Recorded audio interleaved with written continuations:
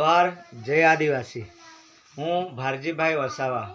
મનસુખભાઈ જ્યારે પોતાના ઘરે જે મીડિયા કર્મીઓને બોલાવી અને સ્ટેટમેન્ટ આપે છે કે હું માથાસર જઈને મુલાકાત લઈને આવ્યો। મનસુખભાઈ, તમે માથાસરમાં એક ખેતરનો વિડીયો લીધો અને વાઘુમરના વિડીયો લીધા। તમે જ્યાં જરૂર છે તેના વિડીયો લો। તમે સ્ટેટમેન્ટ આપો છો કે માથાસરમાં 50-60 બોર ને બોરિંગ કરેલા છે। મનસુખભાઈ, તમે કઈ નિશાળમાં ભણ્યા છો? તમને ગણિત આવડતું હોય તો ગણતરી કાઢો। માથાસરમાં કુલ 20 બોરિંગો છે અને લગભગ કુલ 17 બોર કરેલા છે। તેમાંથી મોટરો ઘણી બધી બગડેલી છે, બંધ હાલતમાં છે। મનસુખભાઈ, ખાલી 20 બોરિંગો છે, તમે કહો છો કે 50-60। થોડો આંકડો ના આવડતો હોય તો ગણિત ભણવા પાછા પહેલા ધોરણમાં જાઓ। કારણ કે અમને તમારા પર અમે એના માટે નથી કહેતા કે તમે ખોટો આંકડો શું કરવા આપો છો સરકારને। કદાચ 50-60 તમે કાગળ પર કર્યા છે એવું અમે માનીએ છીએ કે તો પછી અહીંયા સરપંચ પણ ખોટા છે। તમને 60 નો આંકડો આપ્યો છે અને અહીંયા હું કહું છું કે 20 બોરિંગો અને 17 બોરો કરેલા છે, હું માનું છું, પણ તમે 60 બોર મોટરોનું શું કરવા કહો છો? તમને સરપંચે કીધું છે કે 50-60 બોર મોટરની વાત કરેલી છે। એટલે તમે આ બધું જે આંકડો છે તે સરકાર સુધી કાગળ પર પહોંચાડેલો છે। આજના તબક્કામાં હું સર્વે કરું છું। તમને મેં 13 બોરિંગો કીધા છે, આજે 14 બોરિંગોમાં પાઇપ નાખવાના છે, રિપેરિંગ કરવાના છે અને 5 બોર મોટરો છે, તમે કહો છો એ એકદમ ગયેલી હાલતમાં પડેલા છે, એને રિપેરિંગ કરવાનું છે। હું ઘણું બધું કહેવા માંગુ છું। મનસુખભાઈ, તમે જે તમારું સ્ટેટમેન્ટ મેં સાંભળેલું છે, તમે અમારા વિસ્તારમાં જો રોડ રસ્તા ડેડિયાપાડાની પૂર્વ પટ્ટીમાં જુઓ તો રોડ રસ્તા નથી।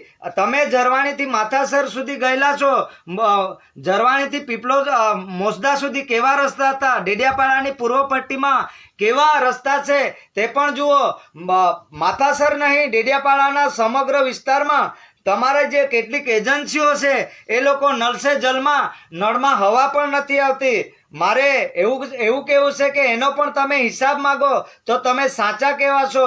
અમારા વિસ્તારમાં શાળાઓના ઓરડાઓ નથી, શાળાઓમાં કમ્પાઉન્ડ વોલ નથી, શાળાઓમાં સીધા બાળકોને જે પૂરતા શિક્ષકો નથી। ઘણી બધી શાળાઓમાં હું ગણતરી નથી આપતો પણ એક શિક્ષકો છે। મનસુખભાઈ, સરકારે બાલવાટિકા કાઢી, 1 વર્ષ થઈ ગયું, બાલવાટિકામાં આજે પણ શિક્ષકો નથી। તમે ડેડિયાપાડાની પૂર્વ પટ્ટીની શાળાઓમાં પ્રવાસી શિક્ષકો પણ મુકાઈ શકો છો। આજે આદિવાસીઓનું શિક્ષણ કેટલું કથળતું જાય છે। મનસુખભાઈ, તમે ખોટા વિડીયો બનાવેલા છે। માથાસરની જગ્યાએ તમે વાઘુમરના વિડીયો મૂકો છો। અમને ગુમરાહ કરવાનું બંધ કરો અને માથાસરની નહીં પરંતુ બાજુમાં ચોપડી ગામ છે, તમને 10 ફુલહાર પહેરાવેલા, તે રસ્તો હજુ આજે બન્યો નથી। માથાસરમાં ગામ સુધી 108 નથી આવતી, તો તમે તેની પણ રજૂઆત કરો। શાળાના ઓરડાઓ જર્જરિત છે તેની પણ વાત કરો। ઘણી બધી શાળાઓમાં MDMના ઓરડાઓ જર્જરિત છે તેની પણ વાત કરો। તમે નેશનલ કક્ષાના સાંસદ કહેવાઓ છો, તમે મોટા હાઈવે બનાવો છો, પણ સાથે સાથે નેશનલ કક્ષાની ગાળો કેમ બોલો છો? મારે વાત કેવી છે કે તમે તરત બાલવાટિકાની ભરતી કરાવો અને સાથે સાથે મારા ગામમાં તમારા જ નજીકમાં કામ કરી ગયેલા એ મજૂરને તમે વીજ ચોરી માથે પડો।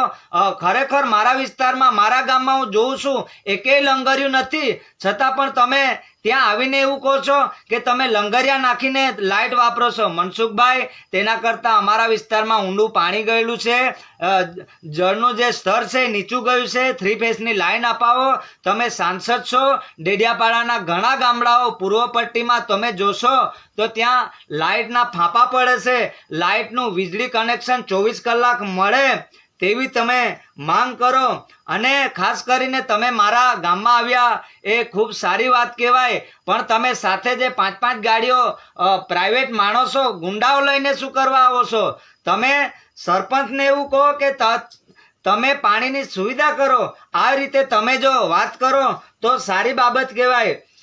અને બીજી બાબત કે તમે અમારા સંબંધીઓ કે સગા સંબંધીઓ દ્વારા મને દબાણ કરવાનું કામ શું કરવા કરો છો? અને સાથે સાથે ચૈતર વસાવાનું નામ કેમ મને કહો છો? ચૈતર વસાવા એ આખા ડેડિયાપાડાના ધારાસભ્યો છે, તમારા લીધે આજે બહાર છે, અને તમે કહો છો કે તમે તમારા માણસો અમુક વાર મને દબાવવા આવે છે કે ચૈતરભાઈને કેમ નથી કહેતા.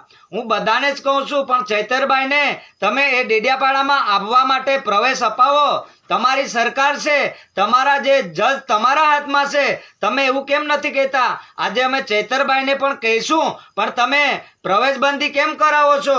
એટલે હું કોઈ પક્ષ પાર્ટીની વાત નથી કરતો, પણ કેટલાક તમે અસામાજિક તત્વો દ્વારા તમે ધાક ધમકી અપાવો છો, જેથી કરીને હું બધા જે ભ્રષ્ટાચાર થયા છે એને ખુલ્લા પાડું છું. આજે તમારી સાથે ફરવાવાળા જે છે અહીંયા આવેલા એ બધા ભ્રષ્ટાચારમાં ફસાયેલા છે.